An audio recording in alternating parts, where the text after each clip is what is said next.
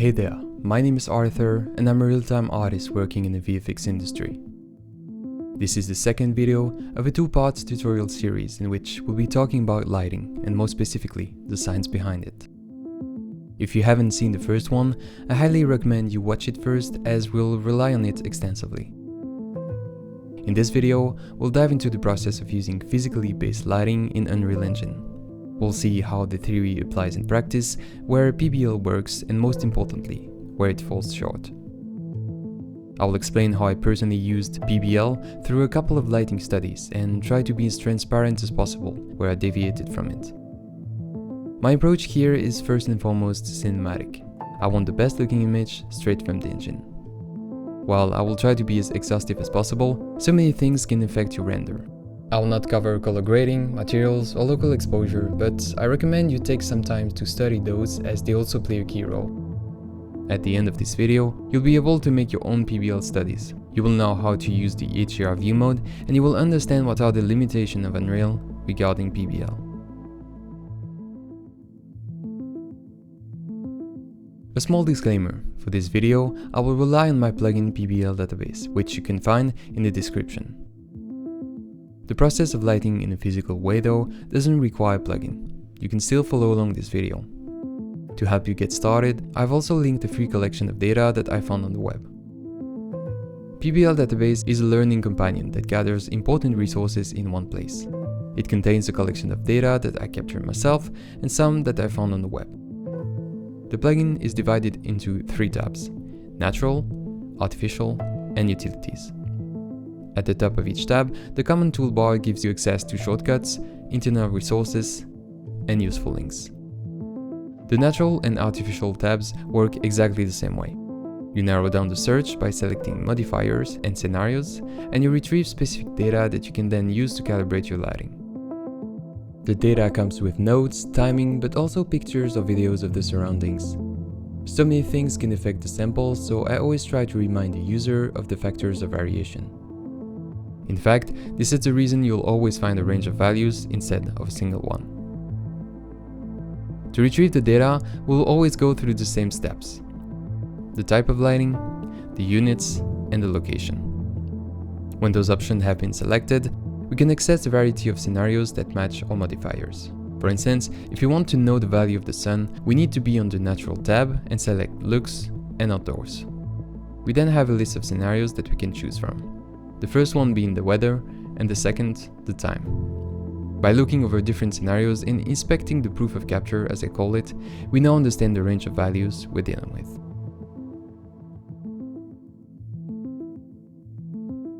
As our goal is to achieve the best looking visuals, we need to adapt the settings of the engine accordingly. Most of what we're looking for is available in the project settings under Engine and Rendering. Keep in mind that changing those will force you to recompile the whole project, and it may not be the ideal setup if you depend heavily on performance. Regarding PBL, there's really one setting that is mandatory: extend default luminance range in auto exposure settings. You can also find it in the rendering section under default settings. Now, in the last versions of Unreal, this setting is on by default and locked to prevent accidental changes. But it can still happen when updating a project, for instance, so it's always better to ensure that the box is checked. A good practice when dealing with migration is to inspect the default engine.ini file and understand what's happening there. I invite you to pay closer attention to anything you don't know, as some specific settings can mess with the PBL process. This is the case for a low static lighting, which I will ask you to set to true. Lastly, I always put the default lighting units to lumen. This will ensure that all the local lights use lumen instead of candela. For the plugins, we'll mainly use PBL Database and HDR Backdrop. Before diving into concrete examples, we need to understand how to use the tools at our disposal. The HDR Eye Adaptation Viewmode is your #1 friend when working in PBL. While its main purpose is to monitor auto exposure, it also contains 2 little squares that act as light meters. You can find it in the eye drop-down under Visualize. Despite looking identical, the 2 meters capture completely different units, and they represent in reality 2 different devices. While the illuminance meter samples the amount of light hitting a surface, the luminance meter samples the amount of light emitted by a surface. Understanding the difference between the two is vital to work with physically accurate values. In our lighting studies, we'll rely on those to measure the contribution of our different lights to the environment. So how do we use it? For the sake of this example, we'll focus on the interior lighting of this Japanese convenience store. Our main sources of lights are the ceiling fluorescent light you can see here. The actors we need are the following: a PPV, a few lamp meshes, and of course, the local lights. I usually pack together my static mesh and light actor in a blueprint, especially if I deal with a large amount of lights. That way, I can directly edit the blueprint and everything will be updated accordingly. If the performance budget allows it, I like to mold the light to the actual shape of the mesh. In the case of a neon, tweaking the source radius and source length of the point light will do just fine. Since we're dealing with artificial interior lighting, we'll need two types of values: the intensity of the fluorescent lights in lumen and the overall illuminance of a similar scenario in lux. The first can be found by selecting the lumen modifier under Household, Fluorescent and CFL. From this, we now understand that the usual range of such a type of lights is between 500 lumen and 5000 lumen, with an average value of 2000 lumen. We can also view the range of color temperature, and if we want to dive deeper, we can read the data description or click the URL icon to access external resources. For now, let's put all of our fluos to 2000 lumen. You might have noticed that when I changed the light intensity, the exposure adapted itself. Depending on the use case, and especially for gaming, this feature called auto exposure can be tremendously useful. For cinematic though, we want to be in full control of the exposure of our shots. A lot of tutorials out there advise the viewer to set the mean EV100 and max EV100 to 1. And we're going to do something similar, but not with that value of 1. The reason is, as we're dealing with physically accurate data, we also need to set our camera to that expectation. In real life, an EV100 equal to 1 exposes the image for a blue hour scenario, so in our case, the image will be completely blown out. A reasonable range for an artificial indoor scenario is situated between EV100 equal to 5 and 7. After checking the unbound toggle and setting the exposure within that range, we get something way more suitable. The second type of values can be found by selecting the Lux modifier under Shop, Store. We have two samples here, one in a local shop and one in a supermarket. As we're not dealing with the exact same place, we'll consider those two and evaluate a common range. In any case, we can see that the values are matching, so we won't have to stretch it too far. To understand further the data we're using though, we need to inspect the proof of capture. It's always better to know the environment from which that data came from to make an intentional decision. To do so, we can click the link icon. This will open a drive where the files are stored. A video like this gives us a lot of information. We can analyze the placement, the type, the number of lights, and compare it to our scene in Unreal. It will help us pick the most suitable value within the range and even impact the set dressing. One of the things I realized is that the number of ceiling lights in our set dressing is probably too high for the actual size of the shop. With all that in mind, we can already sample the lighting of our scene using the HDR Viewmode. Based on the range and depending where we sample, we know we should be in between 80 lux and 1600 lux. Using the shortcuts of the tool, we can spawn a gray sphere for the sample and enable the HDR Viewmode. The illuminance meter reads 1550 lux, which is the high end of our range. Let's try to reduce this value by removing some of the light and placing the remaining ones along the alleys. 1000 lux makes more sense, but I still want to reduce the strength of these neons a bit. As we have 2 neons per light and that our reference had 1, I'll divide by 2 the intensity of those lights. We now get 550 lux on the meter, which will work for us. Another way to double check our data is to use architectural recommendation. These documents are usually professional and expensive, but we can find samples online that are either specific to our case or more general. I'll finish by tweaking the light temperature, the indirect light intensity, and the exposure compensation to suit my taste. The HDR Viewmode comes with its limitations. You might have noticed that both the light meters are jittering. This occurs because they are bound to the auto exposure system, which is constantly recalibrating. From my experience, working with extreme EV100 values can affect the light meters to the point they become unreliable. Once you start digging in Unreal, you realize that the HDR Viewmode isn't the only feature that breaks from physical accuracy.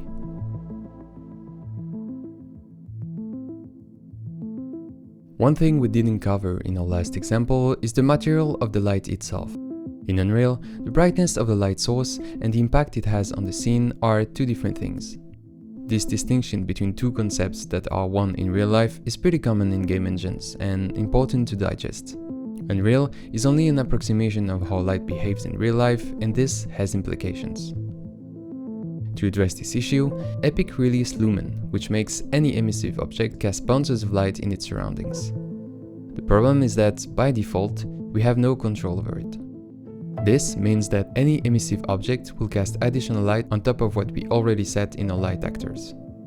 As emissive values are expressed in candela per meter square, we will usually use the luminance meter to validate our data. This can be the case for the sky dome or any other emissive material like computer screens or LED displays. Where it breaks down is with emissive bulbs. As filaments are extremely bright and hot, using these values as emissive intensities can lead to unpredictable results. This issue also happens in natural settings by dissociating the sun and the sky. When you sample illuminance data with a light meter, you capture the light of the sun going through the atmosphere and the layers of clouds. The light scatters, and a fraction of its original intensity reaches you. So when you read a specific value on the light meter, this is not the intensity of the sun itself, but the leftover of that light that got to you. It also contains the whole sky contribution, and like I said before, is impacted by other factors of variation like the pollution, the surroundings, and more. The only system in Unreal that emulates what happens in real life is the sky atmosphere. When using this actor, you leave the calculations to the engine. The sun's intensity is driven by the sun's rotation and the atmospheric parameters. This means that if you use the sky atmosphere, you shouldn't change the directional light intensity. According to Epic's documentation, you should set it to 120,000 lux. This value comes from the solar constant, which you can see it as the power of the sun before it enters the atmosphere. Using the sky atmosphere, though, comes with its drawbacks. By linking it to the sun, you lose control over the color and the intensity of the sunlight, as well as the brightness of the sky. The sky is one of the most important and biggest light source around, and its diversity in intensity and color is crucial to create impactful lighting. I'm a big fan of using HDR in my work, and I don't really like the look of the sky atmosphere of volumetric clouds. Now, there are ways to combine both, but they are not perfect, and you will lose the impact of the HDR on your indirect lighting. I also want to be in full control of the amount of light hitting my scene, and with the sky atmosphere, you delegate that part. As my approach is more about creating the most pleasing visuals, I usually tend towards a simpler HDR workflow, which is what we are going to dive into. Keep in mind that it might not be the most physically accurate workflow, but it works for me. With that out of the way, let's start with our first study.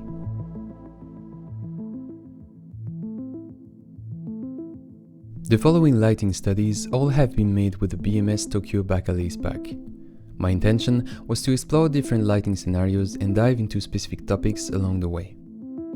For this project, I experimented with path tracing, which physically simulates how light actually travels. But everything I will say here is totally valid for Defred too. My references came from movies, games, CG renders, but also most importantly from my own pictures.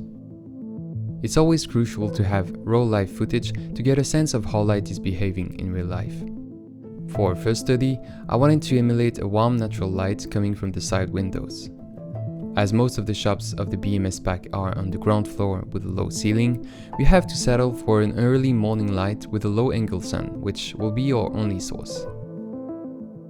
To retrieve the data, we choose natural, lux, and we can then go through different scenarios. Let's assume that our sky is clear and that we're past sunrise. We can see that in direct sunlight, the value go from 9700 to 67900 lux.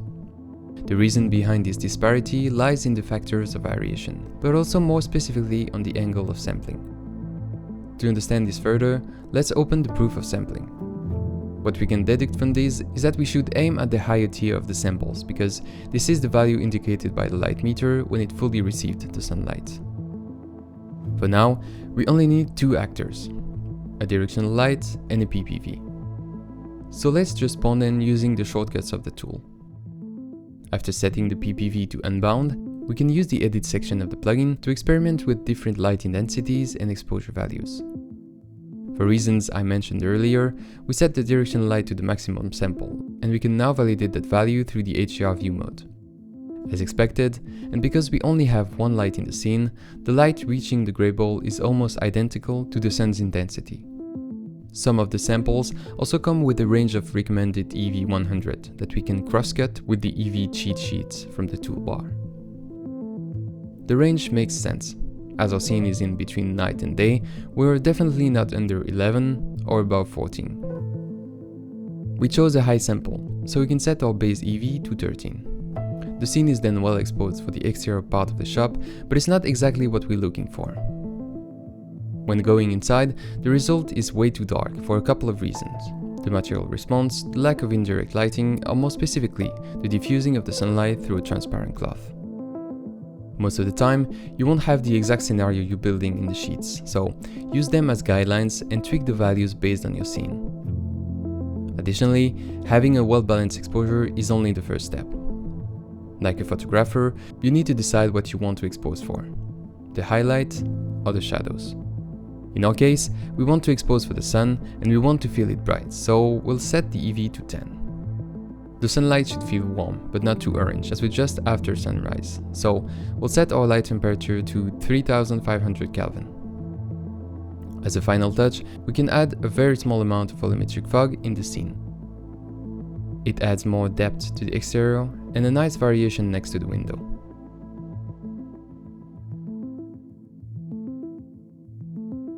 In this study, we're going for a sunny afternoon, so the first thing we need is a good HDRI. One of my favorite websites when it comes to HDRI is locationtexture.com. They have a huge library of non-commercial HDRI that you can download for free. A big plus of using this website is that every image comes with details like the time and location of sampling. For this study, we're going to use the Sunny Cloud 8489, which was taken on the 1st August of 2019. When I have access to the time and location of the capture, I always like to dig a bit deeper. So, on timeanddate.com, we can use that information to follow the altitude of the sun throughout the day. At 4:26 PM in the UK on that day, the sun's altitude was 39 degrees. When I built the database, I also used that website to categorize every sample of the plugin. Each day was divided into segments from dawn to dusk. So now that we know this, we can see that our HDRI fits in the early afternoon time range. In our scene, we need a sun, a PPV, but also a sky sphere. Most of the time, I use HDRI backdrop for that. What I love with this plugin is that it takes literally a few seconds to set up. You select your sky image, you increase the size of the dome, you lower the ground, and you tweak the intensity of the sky. That's it. Now, how do we know what's the right intensity for our sky? This is something that is a bit tricky for two reasons. First, there's a lack of public data available, partly because you need an expensive device called a spot meter. Second, as its name suggests, a high dynamic range image contains a broad range of values.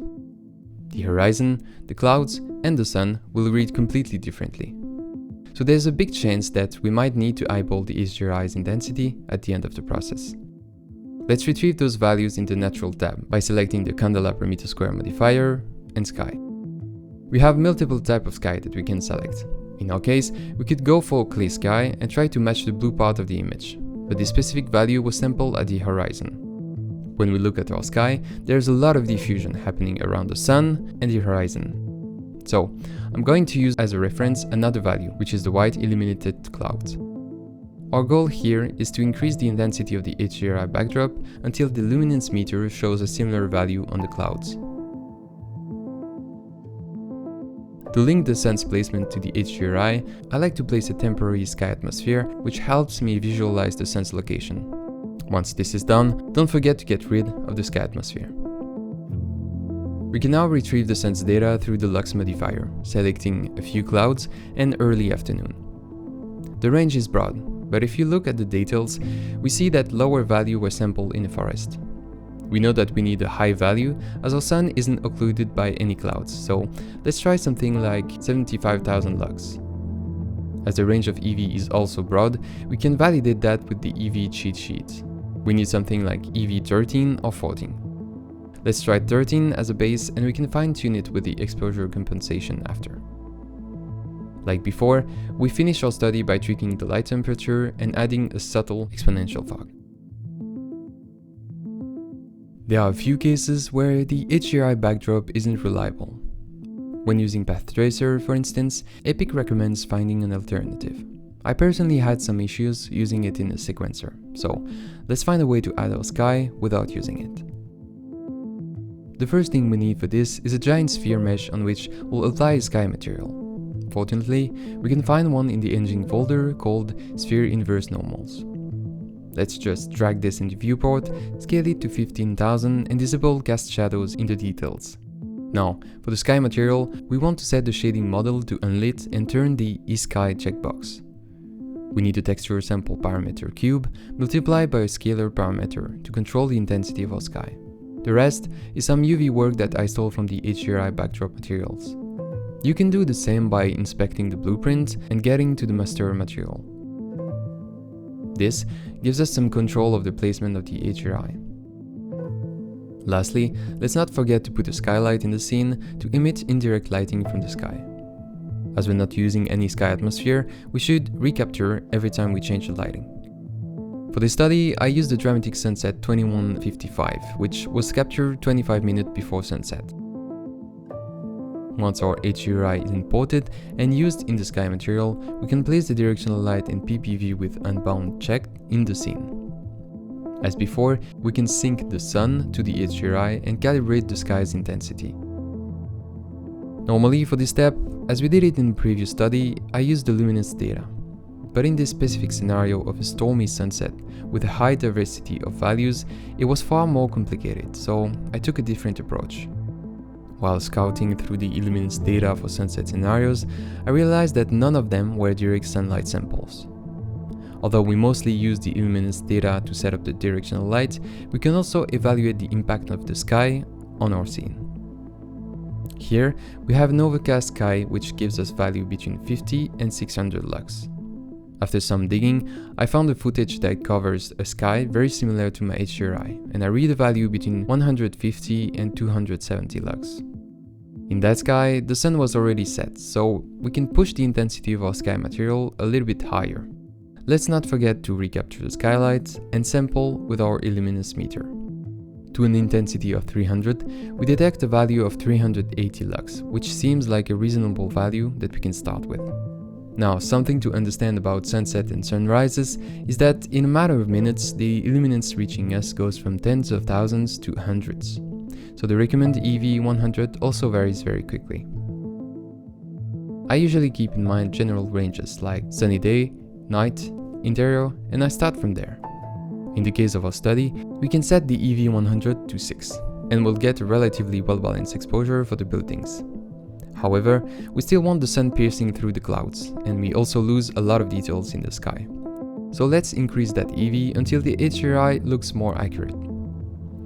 At EV 100 equal to 9, the HDR finally looks cohesive, and the impact it has on the scene feels more natural. The sun now needs a value, and as explained before, none of the sunset sample are in direct sunlight. This implies that I need to do the guesswork here. The closest value I found is this 49,300 lux late afternoon sample, so I can start at 50k and reduce it until I'm satisfied. Once everything has been set up, we can finalize our shot by tweaking shadows and the color temperature of the sun. From the start, our workflow consisted of finding the right sets of lighting data and adapting the exposure accordingly. In this study, we're going to do the opposite. This is a photo I took in Japan. While I'm not very fond of the composition, I quite like the lighting and the way the shadows frame the subject. I wanted to replicate this in Unreal, but I had no information about the sky. Fortunately, I captured it in RAW, which allows me to access metadata.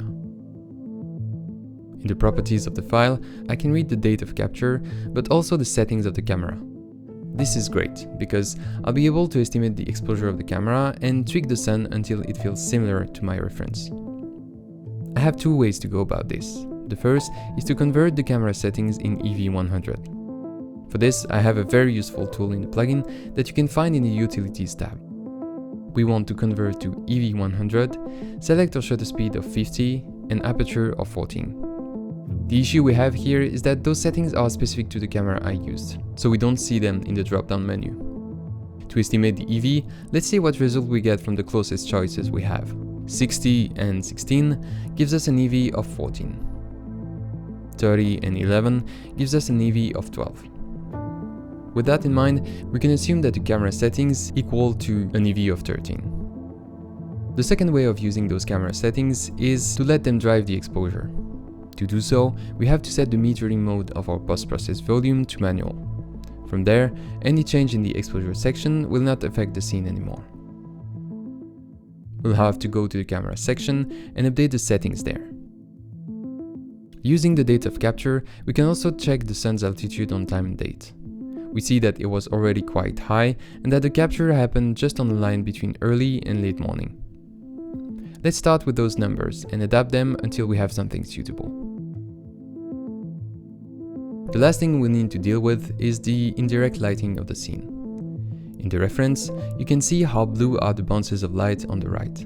While it might not be the sky casting this blue, I definitely need to use a sky dome to fill those shadows a bit more.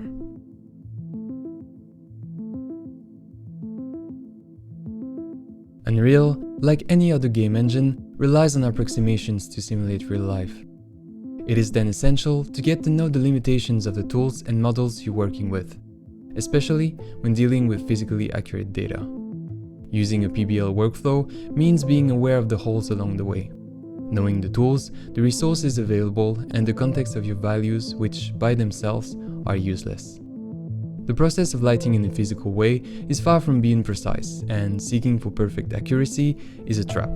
More importantly, a physically accurate setup and a well-balanced exposure doesn't mean visually pleasing, but it will be a technically good base from which to creatively iterate. In this video, I wanted to show you how I use PBL for cinematic work.